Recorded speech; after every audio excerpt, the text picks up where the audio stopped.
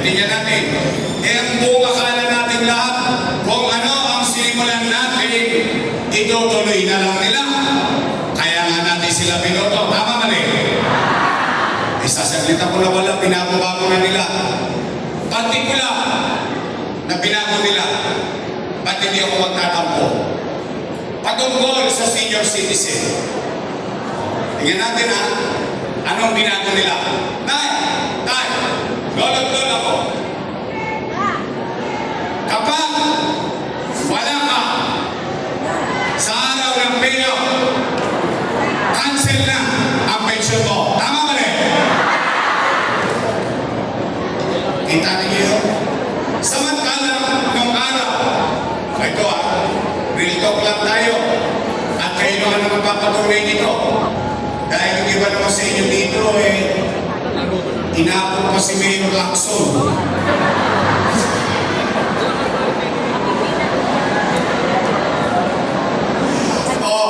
Sige, Mayor Villegas na lang.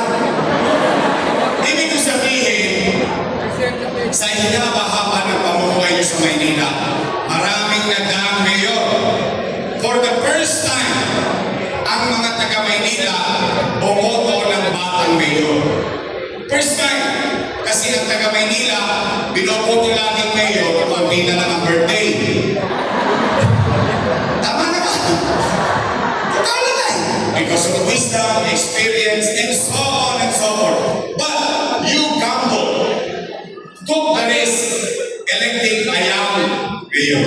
And that young mayor thought of a program, nakapag-isip ng programa para kanino?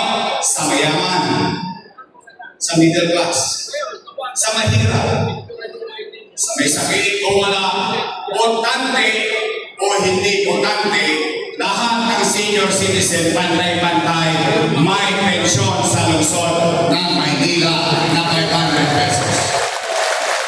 Tama ba? Nung panahon ni Lacson, walayo. Nung panahon ni Mayor, walayo. Pero sa national government sa DSWD, pero pinila. Pero sa lungsod ng Maynila, lahat pantay-pantay. Anong sabi ko? Kung manatag ka, kapag hindi mo nakuha yung first quarter, pagdating na second quarter, doble ka. Tama mali? Ano ba sabi ko? Hindi mo nakuha first quarter, second quarter, pagdating na third quarter, triple ka. Tama mali? Mas malala. Para lalo kung manatag ka matanda, hindi mangamba. Ano sabi ko? Simula Enero hanggang Nobyembre, hindi mo nakuha. Pagdating ng Disyembre, ano sabi ko? Huwag ka mag-alalay, maglulubi-lubi tayo. Lubi-lubi. Enero, Marso, Abril, Mayo, Junyo, Julio, Agosto.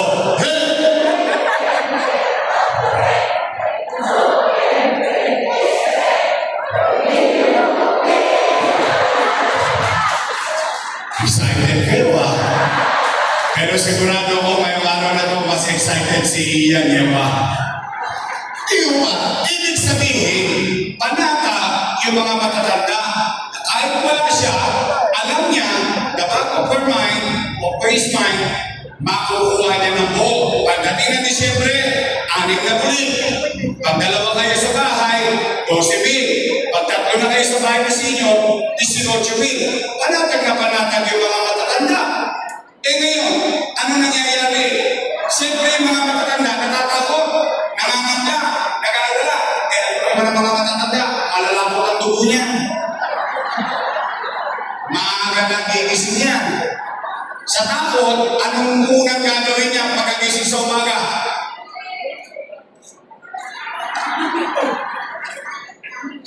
Chairman, halika. Wala pa na Sawi, tulog ulit. Gising ulit ng umaga. Saan na magpupunta yun? Chairman, ano na? Lolo, wala pa. Makalas-kalas mo, yung matanda, tinawagan ng apo. Lola, Lola, namimiss ka na namin. Pasyala mo naman kami dito sa Cavite. Lolo, Lolo, namimiss ka na namin. Pasyala mo naman kami sa Bulacan. Yung pobre matanda, tinawagan ng apo. Walang nagawa. Nagpakasyon. 2 days after, balik sa balot. Sabi ko tayo, Chairman, ano na? Naku na, nagkamigaya kahapon, wala ka.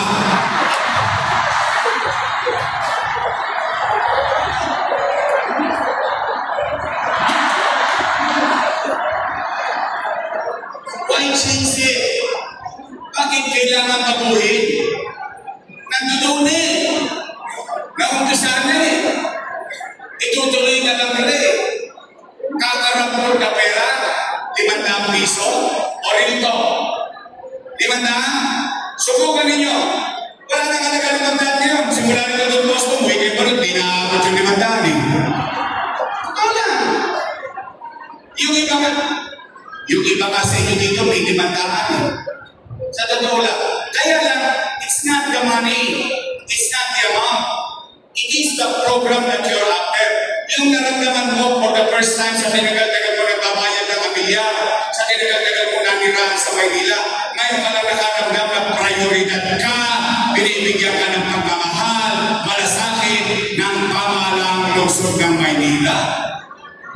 That's the purpose of it. Yung iba nga sa inyo eh, ulang ha. Yung iba nga sa inyo eh, pinapagalitan pa ng anak eh. Ay, wag ka na pumila dyan, ang init-init, one time lang yan. Ako na magbibigay sa'yo. Ano sagot ng matanda? Ayoko na pera mo, gusto ko kay Yorme. Tinarito ko lang. Ito lang. Pero alam mo yung yabang mo, alam mo yung ikinatapos ng ilong mo na, ay, may nagpapahal sa akin. Ay, may nagpapahalaga pa sa akin. Hindi man lang, ay harapan pa natin. Wala, tay, totoo ba? Na kapag hindi ka na portante, tanggal ka na sa pensyon. Tingnan ninyo, ha? Tingnan ninyo. Anong sinabi ko doon sa programa? Ano yung rules? Mayaman, middle class, mahirap. May sakit o wala. Botante o hindi, pantay-pantay may pensyon. Bakit ko sinama? Malayo pa man, inisip ko na botante o hindi botante. Alam niyo bakit? Kasi yung matanda, tatanda. Yung tatanda ng tatanda at tatanda pa at magkakasakit. At pag nagkasakit, nahirati sa karamdaman, hindi na makakaboto. Pero buhay pa, tao pa, humihinga pa, mamamayan pa ng lungsod ng Maynila. Ngayon, dahil walang pakinabang sa boto, walang pensyon, wow! Ang lupit nyo din. Tatanda din kayo. Una-una lang yan. Mauna na sila. Hindi mo masakit yun? Wait ka pa eh. O sige, ilagay natin yung sitwasyon sa inyo. Nanay nyo, 90 anyos. Tao ka, umihinga pa. Dahil walang pakinabang sa boto, hindi na pwede bigyan ng pensyon. Hindi ganun ang pag-gobyerno. Ang pag-gobyerno, nagbibigay ka ng ngiti, ng ligaya, ng malasakit, ng pagmamahal. Hindi pait ang iniiwan mo sa iyong mamamayan. Tay, totoo ba? Wala na rin yung gatas na insure. Pinalitan daw ng stick mo. Galit talaga sa inyo. Okay, bakit? Kaya kung ako yung binigyan ng insure para mapapapente nyo eh. Binigyan naman sa inyo, diabetes. Ay, totoo ba? Wala na ang brown rice at black rice.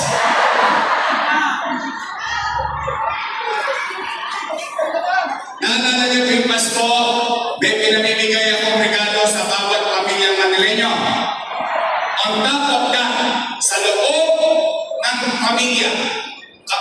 maging matanda, senior, may extra siyang regalo. Tama ba rin? Pantay-pantay, may sakit, wala, botante, hindi. Kung dalawa kayo sa loob ng bahay, dalawa ang regalo nyo, plus yung food box para sa Noche Buena. Tama ba rin? Wala na yung black rice? Hindi niya yung black rice niya? Napagalitan pa ako dyan na senior. Sabi sa akin na senior, ipingutin yung dahilan mo. Ikaw hindi mo na kami mahal. Bakit po? Yung binigay mo sa amin bigas, uling pa. Maitim na, mahunang pa. Ang hirap ang tutuin. Sabi ko, Nay, yan po yung pinakamahal na bigas sa buong mundo. Kasi yan yung mag-enjoy kang kumain ng kanin, pero masustansya, hindi ka kinakabahan. So wala na rin yung brown rice. Nay, totoo ba? Yung cake, naging cupcake. Totoo? Talaga kang ano, masyado naman tayong ginawawa nito mga. Ang hindi ko maintindihan, bakit pagdating sa senior, pawala ng pawala, pahirap ng pahirap, pakunti ng pakunti. Samantala kung pumasok sila sa Sumba, linggo-linggo sa Roas Boulevard, milyon-milyon.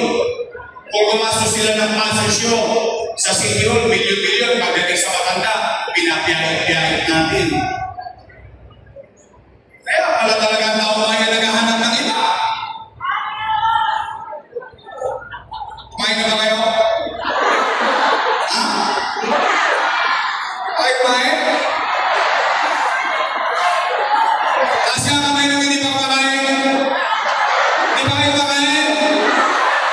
Sige, okay mag-alala. Ilipas din yan.